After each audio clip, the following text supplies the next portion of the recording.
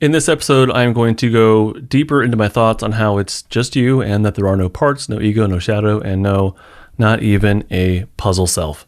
My hope is that you get your ideas challenged by this in a playful and stimulating, but yes, challenging way, and maybe gain some more clarity or at least something fun to think about. My name is Justin Sinceri. I am a licensed marriage and family therapist that thinks the world is in dire need of a new understanding of mental health.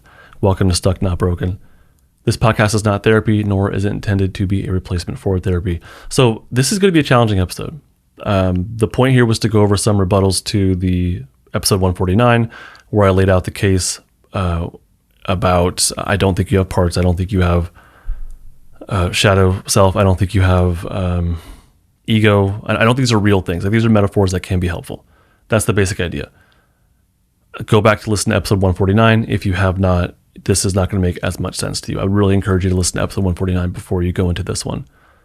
This is going to be challenging.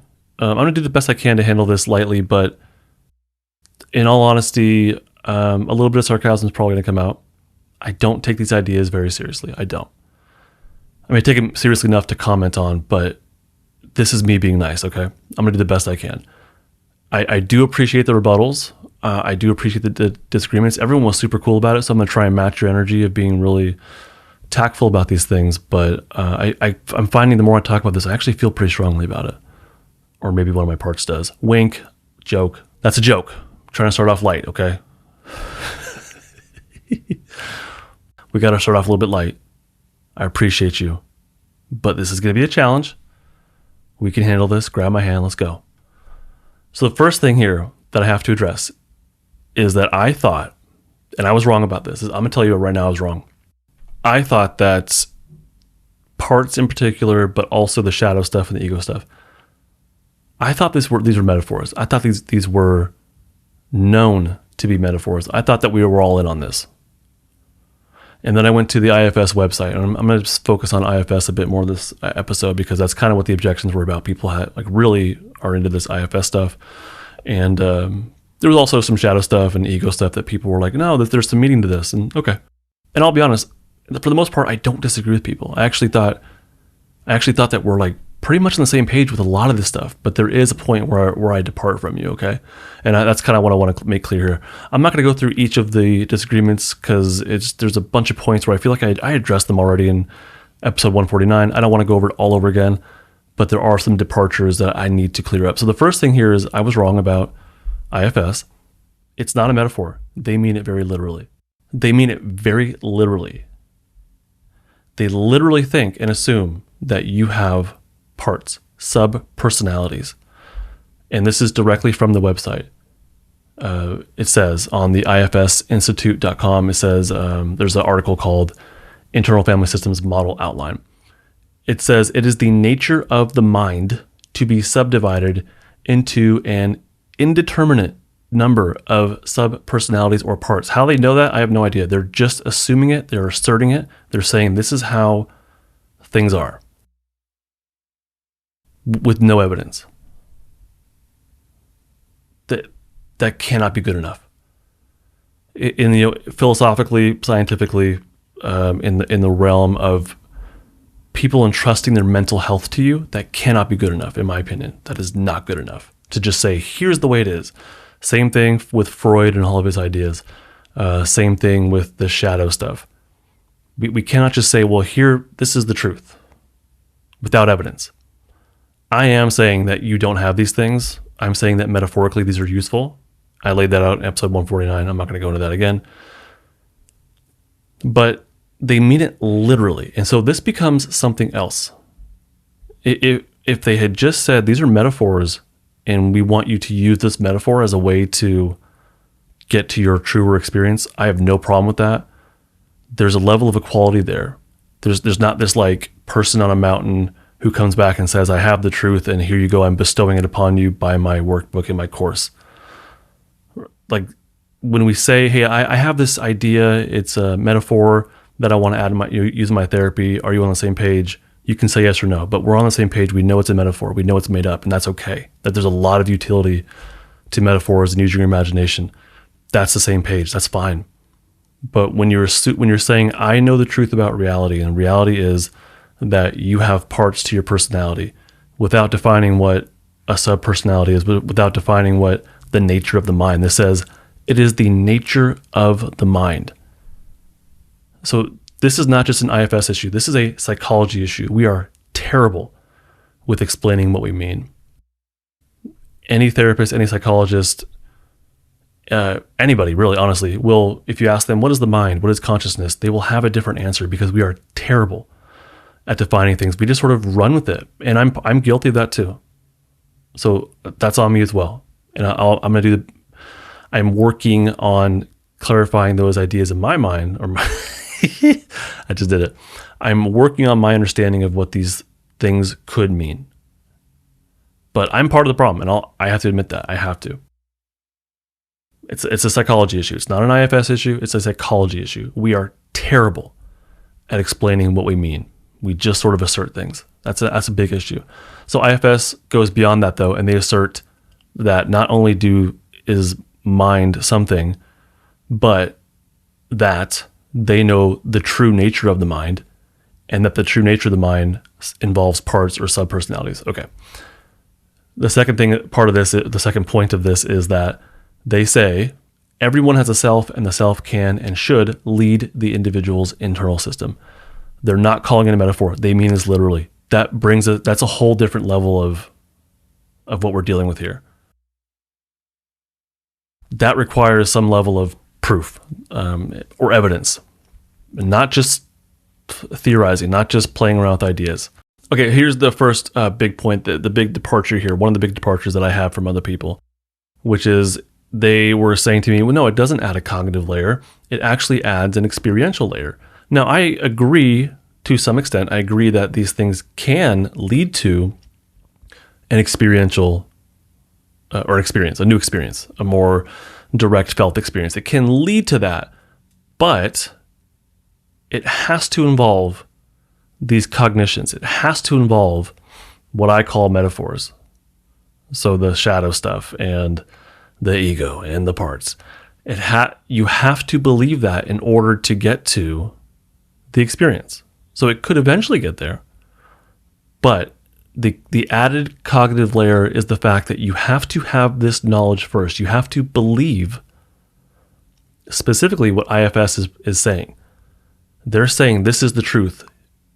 So if you can believe that with them, but that is a belief, and that's fine, but that's a big cognitive layer. Now, this is different, in my opinion, than something like learning about polyvagal theory, learning about how to name and describe your internal sensations. Yes, there is a new level of cognition you are learning, but that's way more direct. Way more direct. And I'm going to highlight that for you, okay?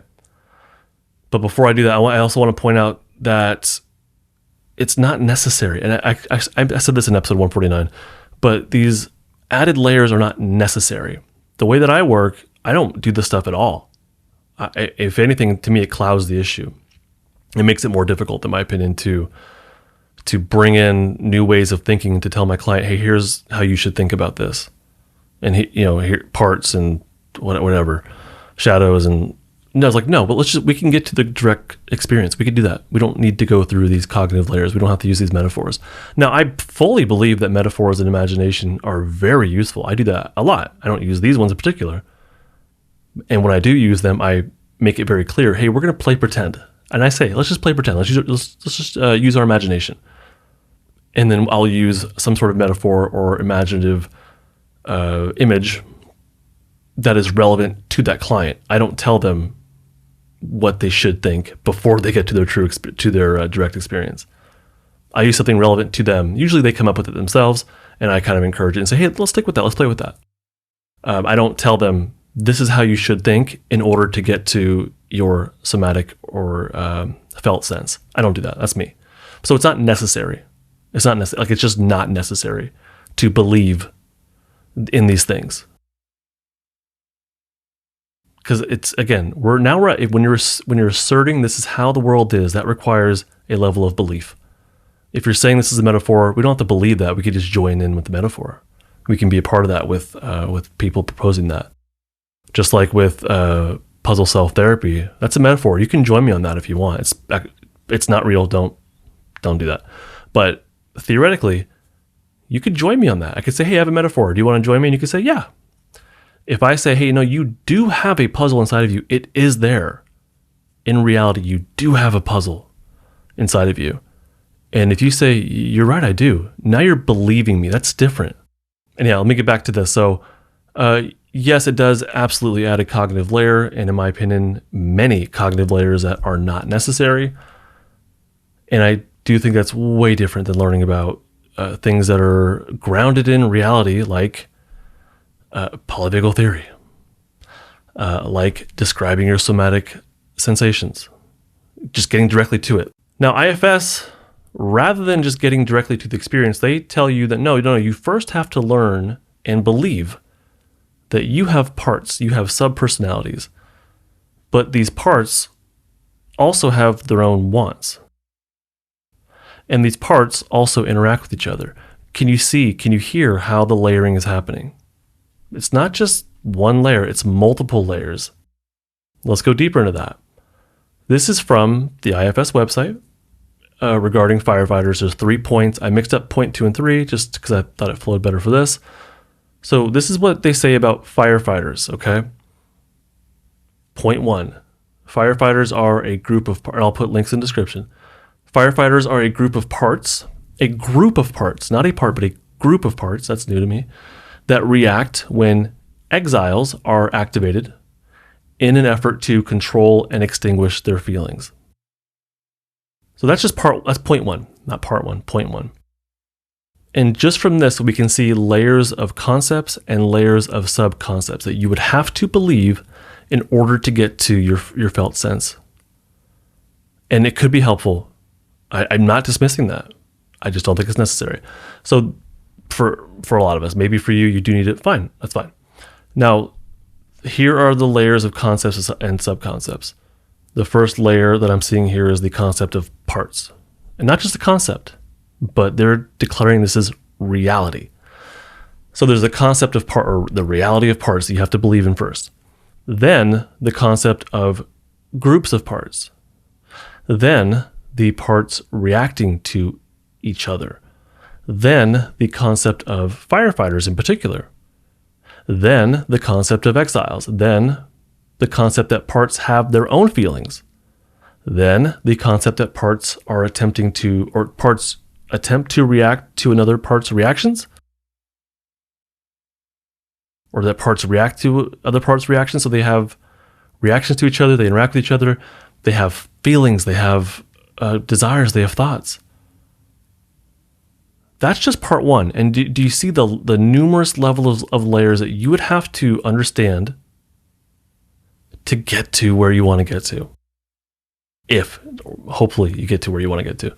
Point 2 is that firefighters have the same goals as managers, which is to keep exiles away, which is, wow, to exile the exiles further, apparently. But maybe I don't know enough about this, so that's fine. So point 2 is that firefighters have the same goals as managers to keep exiles away, but different strategies. So from my point 2 here, which is their point 3, from this, we learn that these parts can strategize, meaning they can think, meaning that they can look to the future and put in a coordinated set of behaviors in order to get their own goals met. They think, they have desires, they have wants. These parts, which I'm gonna leave it at that. Lots of questions come up, but we'll leave it at that. Point 3, my point 3 here is that firefighters can do this in any number of ways, including drug or alcohol use, self-mutilation or cutting, binge eating, and sex binges. That's their words. So firefighters can accomplish this through these behaviors. Now I read that and I say, oh, they're talking about behavioral adaptations. Through the lens of the polyvagal theory, we would call that behavioral adaptations. Anybody else would say that, oh, you're coping. And maybe these aren't the healthiest coping behaviors, fine, but these are coping behaviors. That's it. Really simple. 2 words, coping behaviors or behavioral adaptations, another 2 words. Basically, what they're saying is that, if I can understand this, firefighters implement ways to reduce emotional turmoil or emotional dysregulation. In polyvagal terms, that would be that firefighters attempt to do things to reduce autonomic dysregulation. You don't need the firefighters here. You can just say, to your client, if you're a therapist, okay, so you're doing these things in order to alleviate your own distress. Now, that's a hell of a lot different, and in my opinion, a hell of a lot simpler than saying that your firefighter parts group is reacting to the parts group of your exiles being activated and trying to control or extinguish their feelings through a strategy like cutting. And that your manager parts group has the same goal but different strategies. So rather than all that, I would just say, so you cut in order to get some relief. And my clients do this weird thing where they say, yeah. And that's it. Do you see the difference? I'm not trying to be sarcastic. I know I sound arrogant. This is how I sound. Do you see the difference? Cognitive layering that are unnecessary, wildly unnecessary in my opinion. So that's the first point of departure. The next point of departure that I want to bring up here is that it helps to build internal insight and felt experience. So kind of building on that. And what's interesting is that I looked at one of the studies from IFS in particular, from their website, and I'll link to it in the description. So people say, no, this helps to build internal awareness. Now, for you, I don't doubt that it does. I think it can do that. I think it can be helpful in doing that. I don't think you need the thoughts, the cognitive layers about parts. From their own website, from one of their own studies, it says, as far as like one of the conclusions, it says, change on most indicators of interoceptive awareness were not significant, with the exception of a small but significant change in ability to refrain from using distraction or ignoring to cope with sensations of pain and discomfort. So a little bit of change, but basically the highlight here is that change on most indicators of interoceptive awareness were not significant.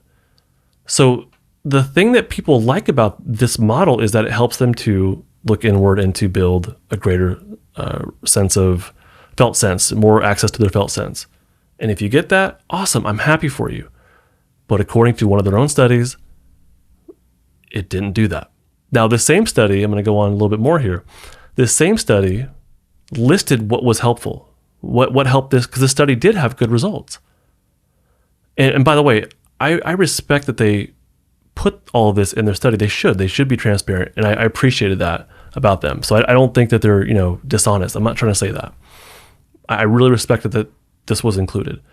So in the study, it listed why this is helpful. Why was this study different? Why did this study have stronger results than other studies that attempt to help people with PTSD symptoms? Okay.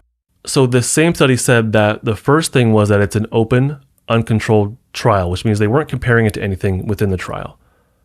Okay. It wasn't randomized. It wasn't a controlled trial. So that's not ideal. Second is that they say women have a stronger response to PTSD treatment. This study had 76% women. So their study population is more prone to seeing benefit from this type of stuff, from trauma-focused or PTSD treatment. Sorry. The second point, or next point, there was a lot of therapy. In this study, they did 16 90-minute sessions. That is a lot of therapy. 16 90-minute sessions. That's not the standard whatsoever. This is higher than typical PTSD treatment, and it acknowledges that in the study. And people who benefit from treatment, so what it says is, so there's that.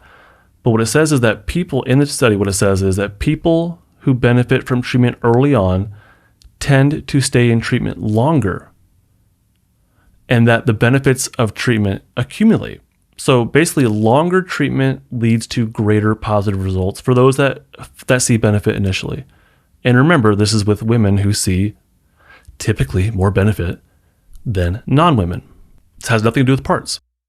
Next, it says the final point here is that the number of trauma-focused sessions is shown to positively predict results, and that IFS does so right away. So IFS addresses trauma right away and consistently as part of the model. And that's probably why, partially why, that there was some really good results in this study, or some promising, not really good, but promising results. But none of that has to do with parts.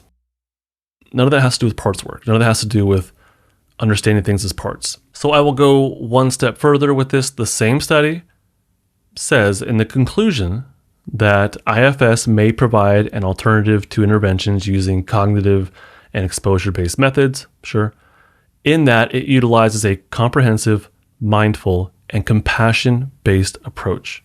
Not because of parts work, not because of viewing things as parts. It says nothing about if we took out the parts work. They didn't control for that, by the way. They didn't isolate that as a variable to study. And I think it's an issue with a lot of studies. But they're saying that, based on their own words, and this is a study from them, they are concluding that what is helpful about this modality is it utilizes a comprehensive, mindful, and compassion-based approach. Yeah, and of course, yes, that's what would help with any. You don't have to have the parts metaphor in there for that to work. You just don't.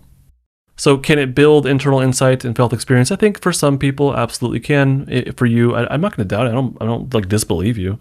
So the last thing I want to go into here, the last departure that I have from people, which is, or that I'm bringing up, there's a lot more probably, but I just focus on these few. They said that, a couple of people said that, well, there's no, I think I said in episode 149, there's no blood test for shadows or something like that. And they said, well, there's no blood test for attachment or for polyvagal theory either. They're all of these things are quote unquote just theories. And no, not really. These are wildly different. The polyvagal theory is science. It's not declaration. There are hundreds of peer-reviewed articles. Porges has his own lab where he's studying these things. He's studying heart rate variability and how it relates to the vagus nerve. There is also criticism of the polyvagal theory, and that's part of science. That's a good thing.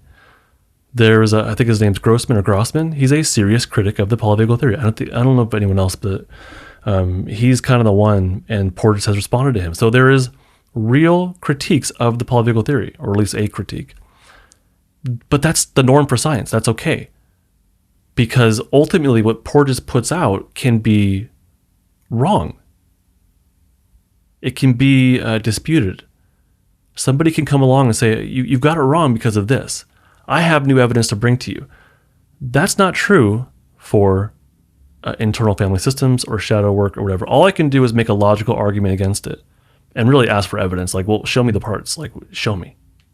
Do something to indicate that, yes, this is real.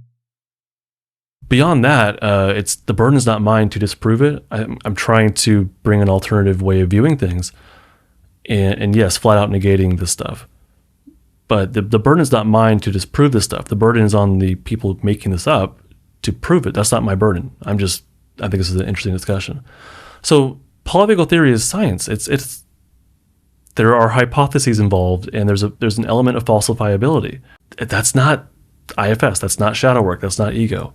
It's just not. When it comes to attachment, Porges' wife, Sue Carter, she does research on love, and she does research on connection and how oxytocin and vasopressin are part of this. So no, she's not simply declaring something. She's doing research that can be falsifiable and saying, here's my results.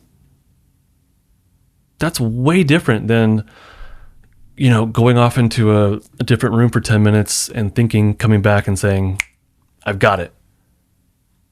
Puzzle self-therapy. It's way different. But if you want to equate all these things, puzzle self-therapy is now in the mix. Sorry, but like you just open the door for all kinds of nonsense. And the last thing I want to bring up here, which has to do with these disagreements, and there's this fallacy of non falsifiability. Is that what it's called? Or basically, if somehow that me critiquing this somehow proves it, that's an issue. So for me to say, I don't believe in this stuff, and then to be told that's one of your parts talking. No, that's me. I'm saying that. I don't believe in this. I don't believe in the primary assertion that we have parts. I don't believe that. I don't believe that we have a shadow self. I think, metaphorically, these are fine. I don't care. But when you're talking about objective reality, no, I don't believe you. So when anybody disagrees and then somehow you filter that and turn it into, this actually proves my case, I would really encourage you to question that, because does it? And no, of course not. So I'm going to wrap this up. I don't think I want to keep going into this. I probably want to have one more episode, and that'll probably be it. But I do think the whole "it's just you" thing, that it feels like it's part of this show now, part of this podcast. If that's I'm not gonna drill that in your head. I'm not gonna keep bringing it up, I don't think. But if that's an issue for you, I may have lost you as a listener, and I'm sad to hear that. I really am, or I'm sad to think that. I do absolutely invite you to keep coming back, and hopefully there'll be something in the podcast that resonates with you. I think that my goal with all this is to challenge the ideas out there that I think need to be challenged. And I think I have to acknowledge as well that ultimately I am making an argument. I am trying to convince you of something. I'm trying to, express my thought here. If I have failed in that, I'm okay with that. I absolutely respect whatever thoughts you have. But I think it's fun and interesting and a necessary part of discussion, rational thought, to disagree and to put it out there, and to invite more disagreement. I mean, that's how we can build on our thoughts and eliminate ones that are not necessary, and build on ones that are rational and helpful and make sense in comparison to the objective world. So this is my attempt in that, especially the mental health field. This is something that's very special to me, but it needs an overhaul. I don't mean that in a joking way. I'm very serious about this. The world of the psychology field and the profession of therapy, or the practice of therapy, there's some major issues here. There are some major issues here. I'm going to talk about that more in other episodes. Thank you again for everyone that responded to this, and you're of course invited to keep responding. I don't think I'm going to keep bringing this up in the podcast, but I do appreciate the responses I got. And for the most part, I agree. What I highlighted here are some aspects of where we divert. But again, I do appreciate everyone responding to me, even the person who called me arrogant. I appreciate that. Now, thank you for listening, fellow Stucknuts. I do hope you've learned something new or got your thoughts challenged at least. But I hope you got something out of this to help you in your own process of getting unstuck, and that might mean you felt a bit uncomfortable. If so, if you've enjoyed this, please share it with someone. Head on over to justinlmft.com. There's a ton of free resources there for you to share if you like. justinlmft.com. Thanks. This and other content I create is not therapy, not intended to be therapy or be a replacement for therapy. Nothing in this creates or indicates a therapeutic relationship. Please consult with your therapist or seek for one in your area if you are experiencing mental health symptoms. Nothing should be understood to be specific life advice. It is for educational and entertainment purposes only.